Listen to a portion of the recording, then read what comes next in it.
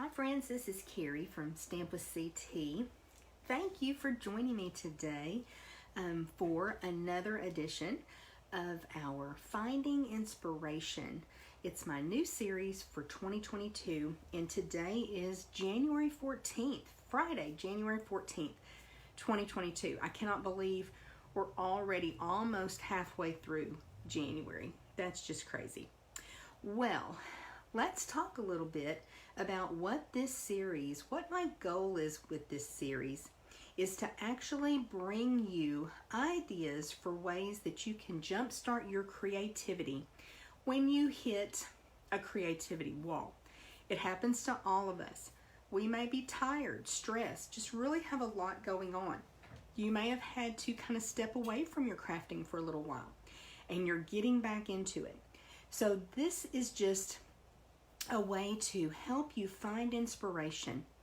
And this month, January, we are using our Sale-A-Bration brochure from Stampin' Up to inspire us. So we're actually casing, which I like to say stands for copy and share with edits. We are casing projects from the Sale-A-Bration brochure. So I think you're going to be super excited to see that this week we are focusing on the Sunshines and Rainbow Designer Series paper. So Sale-A-Bration is an awesome promotion that Stampin' Up offers, and it is a free gift with purchase. So when you place an order in $50 increments, you're able to select items from this brochure. None of them have price tags because they're all free gifts. They're exclusive to those who place orders and redeem their Sale-A-Bration item in that way. So I love this. This is beautiful paper, super bright and fun, so much fun to work with. And so I just had to use this paper this week. So when you look at the brochure, there are a couple of different, and mine is already coming apart, you guys. It's already well loved. So when you look at this brochure, you're going to see samples throughout. Our catalogs and brochures, they're filled with literally hundreds of samples. So when you're feeling like you need a little help with your creativity, just turn to one of our catalogs. It's a great idea book. And even if you don't have everything that's pictured in a project, look through what you have and utilize what you already have in your craft collection. Today we're going to case pretty close to what the project looks like. We're actually going to be casing this cute little card. So it looks very straightforward and simple, and it is, but when you see it created, to me it's a little bit harder to see in the catalog. When you see it once we recreate this is an absolutely adorable card. It would work so well for get well, for birthday, just a little hello, thinking of you.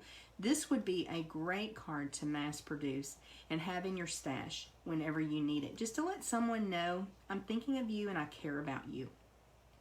Let's take a look at this designer series paper. It is a 6x6 paper stack, and like I said, it's free. That's the only way you can get this paper is through Sale-A-Bration. So we'll look at the A side. Absolutely darling, such pretty colors and lots of different designs. You've got a couple different stripes, but such pretty colors. You've got Misty Moonlight Pool Party. That's so saffron. Mango Melody, that's not a color that I use a lot. Magenta Madness is in here. So many Bermuda Bay. So many colors to choose from. Let's take a look at this other side right quick. And adorable, even these more muted, smaller images. Super cute little hearts and clouds and suns. So just lots of fun in these papers. Soft Sea Foam. That's another color that I don't use a lot, but it's adorable. Really pretty. That paper is adorable. Love this one especially. Oops, I'm skipping one. So many options with this paper, isn't it awesome? And then let's look at a couple of other products that we'll be using today. So we are actually going to, oops, there's my dimensionals. We're all, of course, going to use dimensionals. You guys have met me. You know I love dimensionals. It's one of my favorite products and part of the reason why I joined Stampin' Up. So this is called the Rainbows of Happiness bundle. So it's a stamp die bundle. It's located in our mini catalog. And this is certainly something, I want to say it's about $44. This is something that you could purchase, add an embellishment, and you would have enough in purchase to redeem for that cute paper that I just showed you. So it's real easy to get to that $50 level, isn't it? So these are some awesome dies and also such a cute stamp set. This is a photopolymer set, lots of cute sentiments. We're just going to use this one today on our project. And then we're going to be using these dies, now especially this larger rainbow, but I wanted you to see that you have lots of options, lots of clouds, super, super cute. Now this is still, I've got a couple that are loose, but this is still on the card. The way that dies come from Stampin' Up, I like to move them over to a magnetic sheet. Just haven't had time to do that yet with this die set. But these get stuck really tightly to this double-sided tape when they come from the manufacturer. So I want to show you a little tip. This one has been loosened before, so I've used it many times. Pull that card back away from the die versus pulling the die away from the card. So if you pull the card back, then you can pick your die up and you're not bending your die. So same thing with, let's say, this border die. You want to pull that card back versus pulling on the die. Does that make sense? I hope so.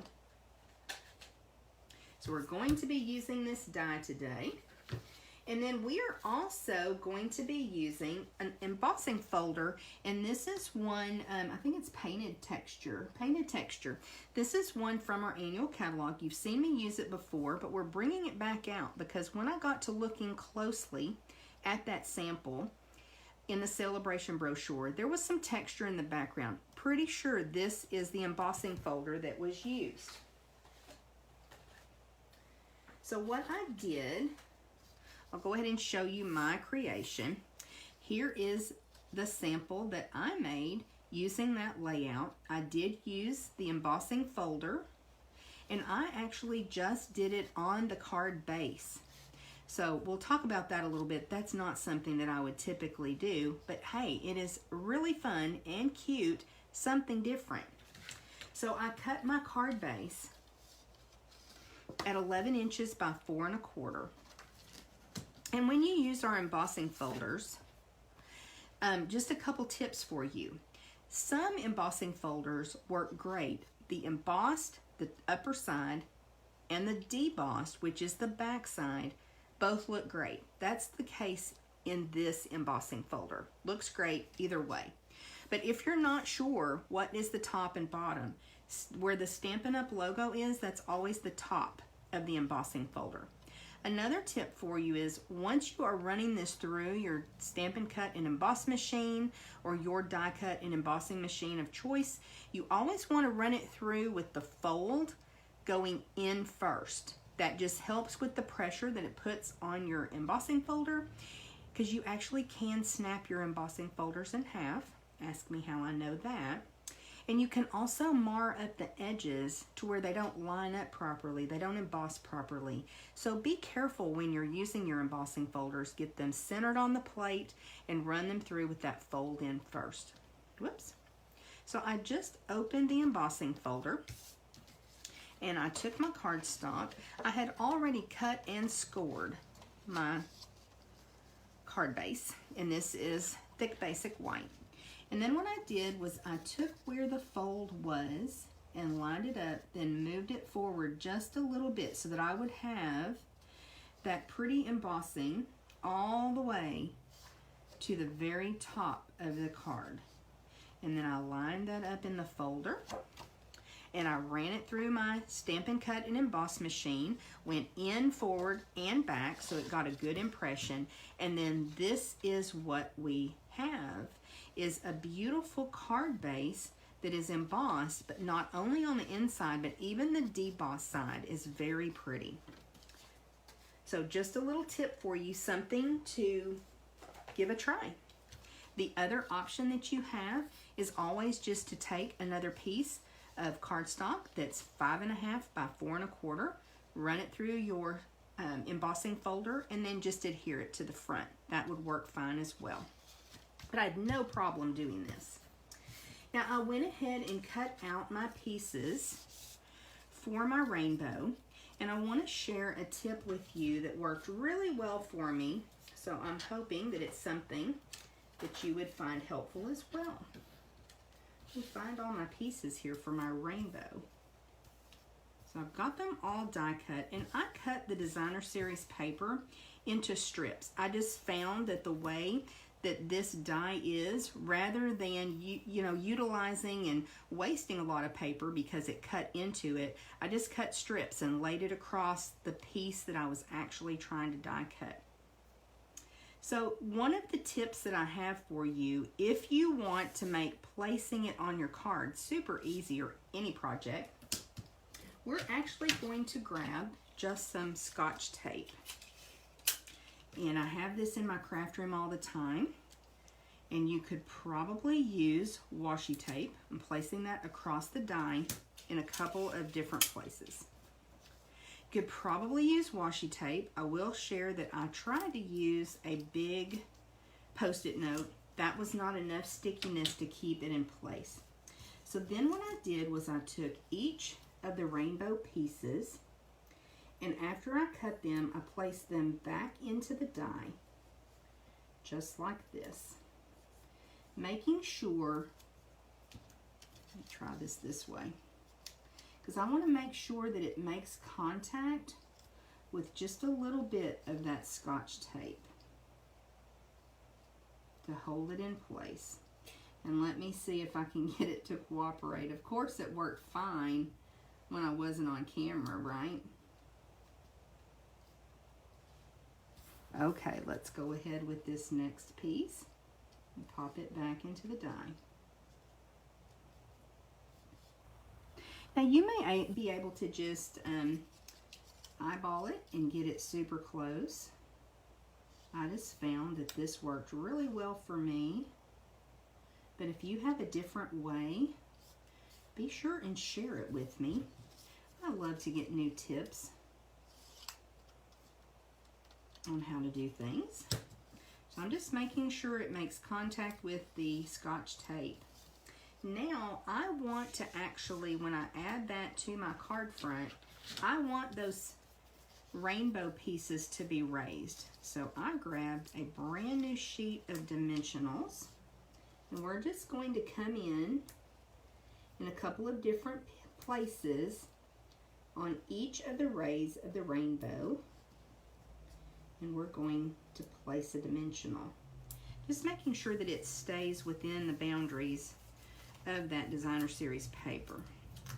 So this will just take me a minute. But I really like the effect that you get by raising the pieces of the rainbow. You could certainly adhere it directly to your card as well. I think that would be fine. Remember, because we're copying and sharing with edits, so you are free to put your spin on it. Just a couple more, and then we will remove the backings, and we'll be ready to place this on our card.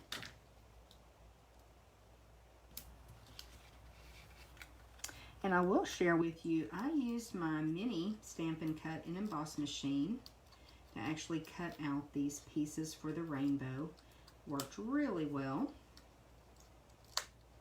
And of course, it will fit in your regular Stampin' Cut and Emboss machine, but that mini, it's nice to know sometimes what will actually fit through there. You can see, oops, I loosened that one because I touched the dimensional. I think it popped back in place though. You can see this is working super well. Get rid of all those little backings. And then we're going to come over to our card base. And I want to have the rainbow at the bottom and the sides. And I want that line shape. Just being really careful. It's barely touching that designer series paper, but just being careful as I remove it. And then come up here and take this other piece off. Get rid of that. And now you can see that our rainbow has perfect placement. Isn't that awesome? Such a great tip. So the next thing we need to do is stamp our sentiment. So I'm actually using basic gray, and then the You Make Me Happy sentiment, just like in our sample. Our basic gray classic ink.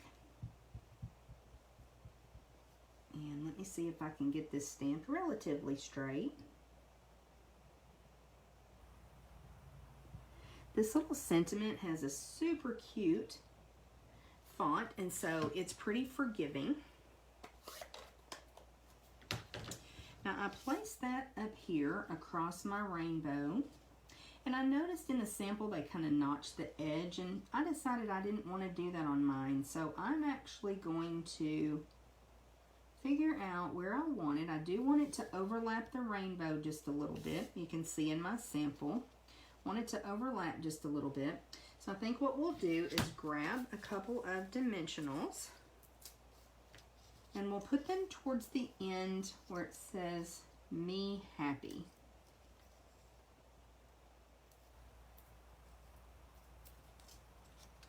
And then we will grab some liquid glue, and I will add some liquid glue so that this can go across the rainbow. So probably right about there. Just gonna kind of lay that down and see if that looks pretty straight. Sometimes it helps if I hold it sideways or upside down. Helps me see it was a little bit wonky.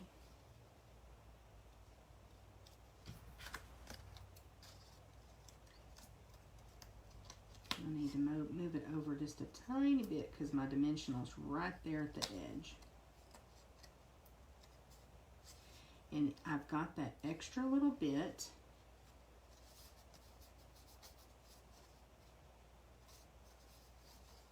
At the edge, but I'll be able to come in and just snip that right off. Just turn that over and snip off that excess piece of banner. Quick and easy.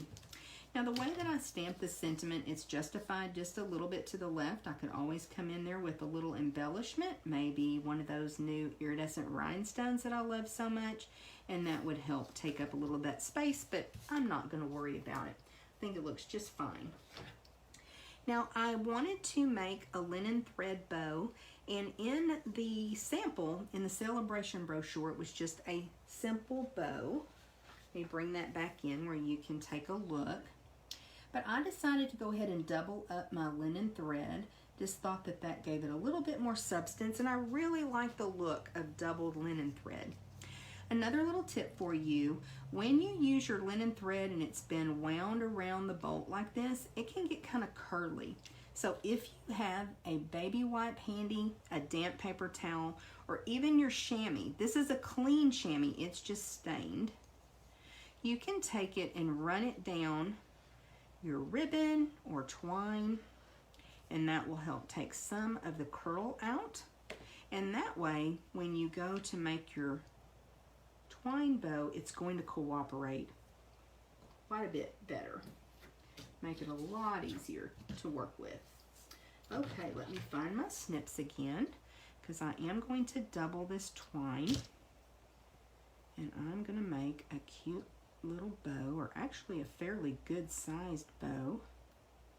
And I tend to just make my bow and then go back and zhuzh it some. So we're going to keep working with this. I make a pretty good sized bow, and I'm actually thinking I'm going to do it again. I don't like how that was laying. I got it a little bit twisted. So let's try that again. That's better. So you can see my loops are uneven, but we're not done. We're going to keep working with this. Keep pulling our tails and adjusting our loops until we get it just the way we want it. Make sure that our loops are about even. And then I always like to take all of the pieces that form the tail and cut it at once so that everything is pretty much even.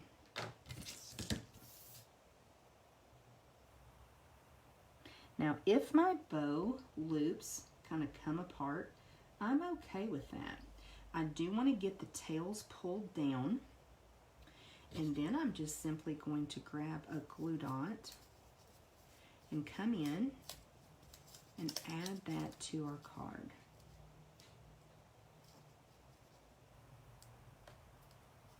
And I generally like to use 2 glue dots just to make sure I've got plenty of adhesive.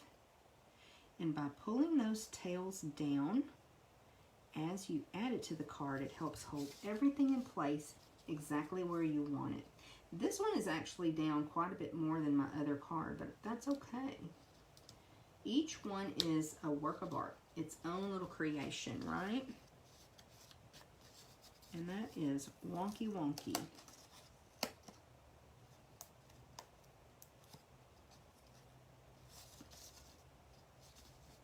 Okay, I think that's, well, every time I think it's better, I make a bigger mess. Okay, y'all, we are done with this week's case of our Sale-A-Bration brochure.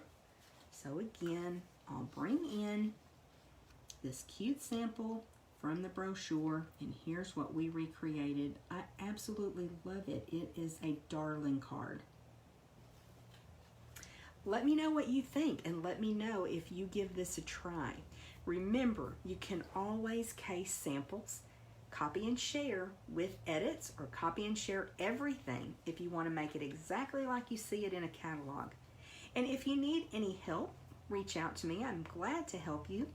Or if you need any of the products that I've shared with you today, you can shop at stampwithct.stampinup.net 24/7. Thank you.